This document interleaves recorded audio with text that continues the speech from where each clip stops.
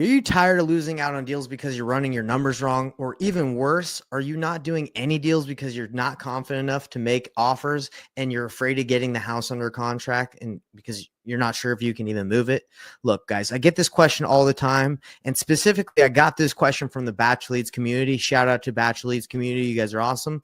This is the question. What exactly do we need to be aware of when running comps so we can feel comfortable about our numbers? Okay, so let's talk about comps, everybody. Not the fluffy feel-good version you see on HGTV, the real deal. Because let's be honest, not knowing how to comp deals and using bad comps can kill your deal super fast. Comps are the bedrock of smart real estate decisions. All real estate investors that flip homes, fix and flippers, they look at comps to make sure they're buying the house at the right price. They tell you exactly what a property is actually worth, not what you hope it's worth. And I know a lot of wholesalers go out and they put out numbers and try to wholesale deals on what they hope it's worth, right? We all try to make the deals and we try to find comps that support us being able to sell it for more, but doesn't always work out like that. But here's the real thing, guys. The rules change depending on where you are. Okay. All markets are different.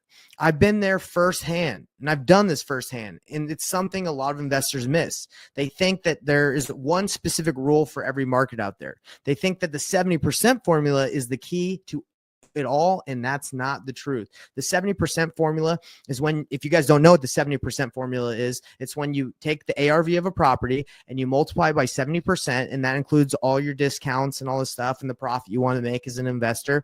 And then you and then you subtract your rehab cost of 30, 40, 100K, whatever it is, and minus your wholesale fee, and voila, there is your buy price. Or not buy price, that's the buy price of the seller. Your buy price is higher, right? Because yours is lower, so you can have your wholesale fee included, right?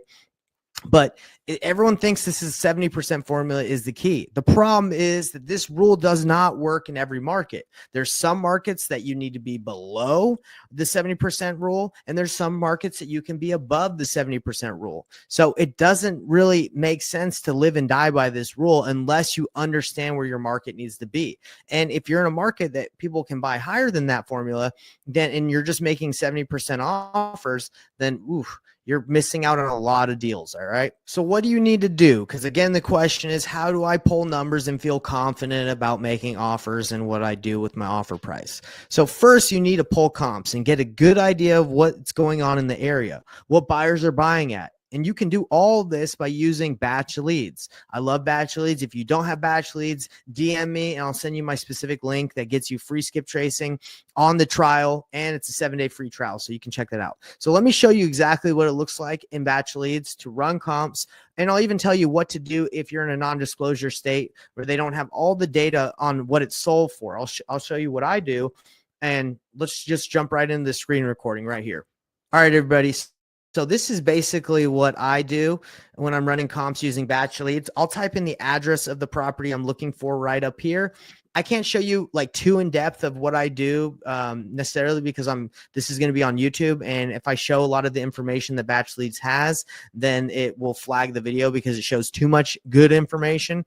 But basically what I do is I go find the property that I'm looking to wholesale or I'm looking to get comps on, and I do a radius around there and see what's on market and what's selling. And a lot of these properties, as you guys can see, are flipped, and you can see they're flipped by the pictures that are going on. And you can also filter it to say, okay, which ones are been flipped by flippers. And you can find that out by clicking on cash buyer.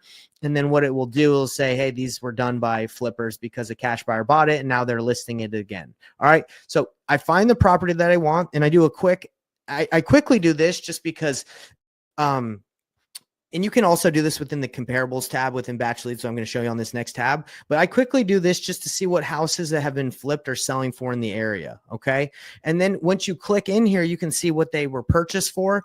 And if you're in a non-disclosure state and it doesn't show that, you can at least see what it was listed for and kind of guess what price they bought it for and what price they're listing it for and where they need to be at for that investor. Okay. So the next thing that I do is I actually click into the property that I'm searching, and it brings me to this tab, and you can go, this happens when you click on a property. You go to property details, you click on comparables, and within this you can run comparables. It will just say, it will, according to this filter, it will tell you, hey, these are all the properties around here that meet this criteria. So again, you have to know your market. We're going to be going into that because it comes preset with these filters. It says built within 10 years. In Utah, in my specific market, they don't really care about that. They don't really care if it's built within 10 years, 15 years. Look, I changed to 30 and look at all the ones that are available, right? Like that pop up.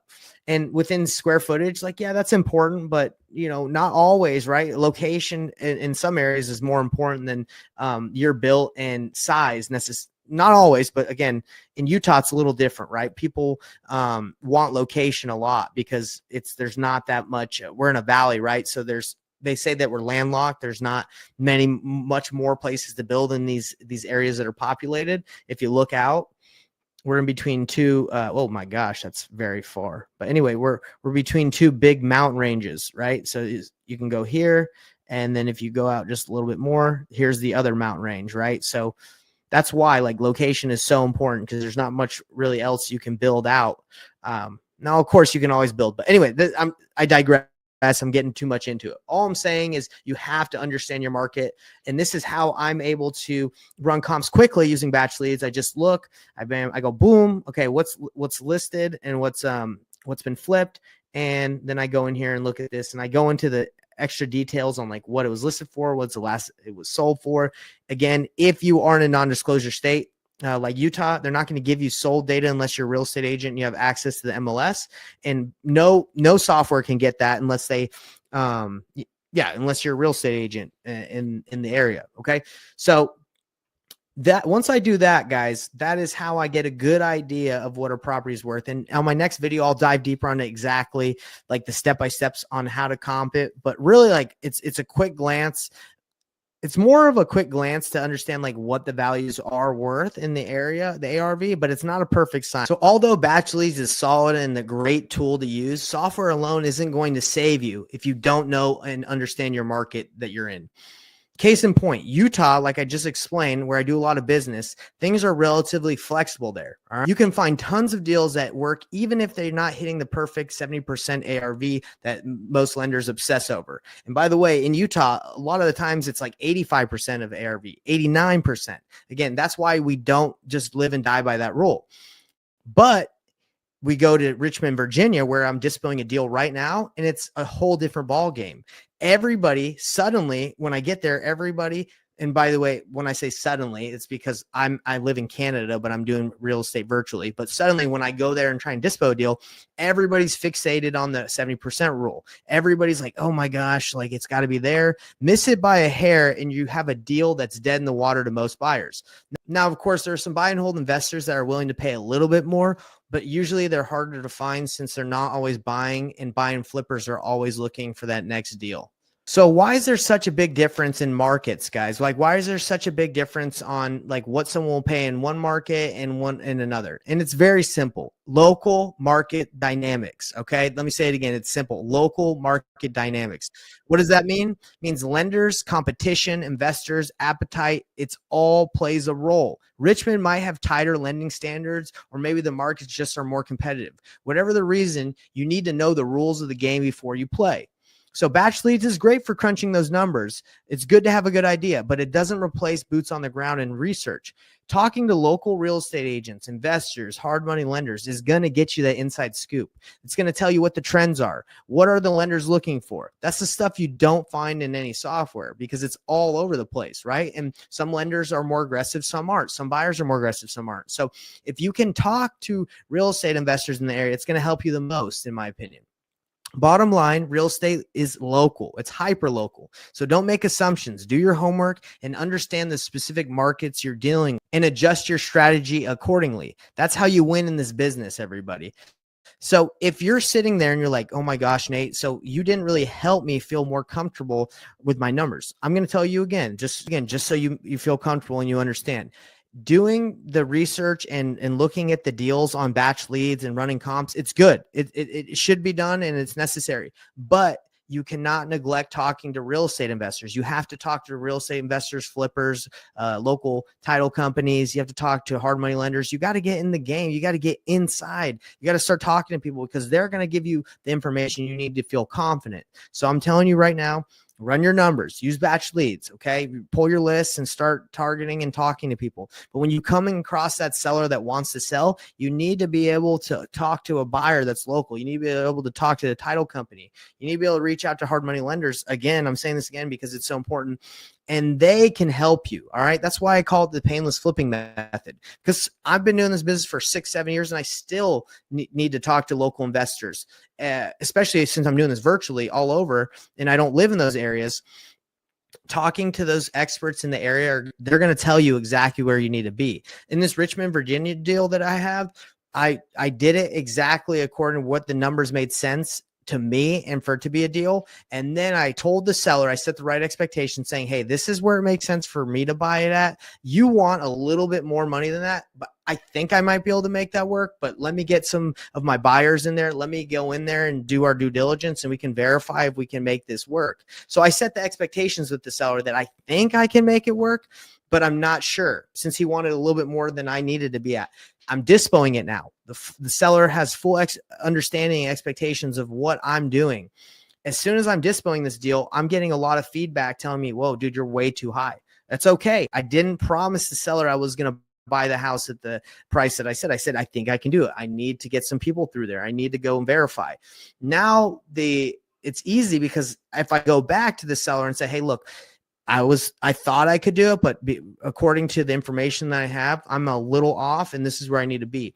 It's all about the expectations you set with the seller. So if you tell a seller like, yes, I can do that, and you've like promise and make all these promises that you don't know you can keep, that's wrong. It's all about setting the right expectations with the seller, letting them know how you're going to do the business, how you're going to wholesale it.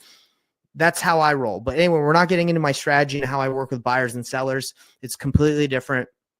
Because I let them know, yes, I can do it 100% if I get the right deal, or if I can, I'm not sure. I tell them I'm not sure, but let me check. Pretty much, it's a better process, and it sounds smoother than that. But I'm just letting you know, basically, that's how you do it if you're not sure. Okay, so don't feel like you need to know 100% because you never really know 100% unless you get it at such a big discount, like 50% of Zillow or 50% of ARV, and then minus repairs. Like you got it so low, but even in certain markets, 50% of ARV doesn't even work because some markets you need to be way lower than that.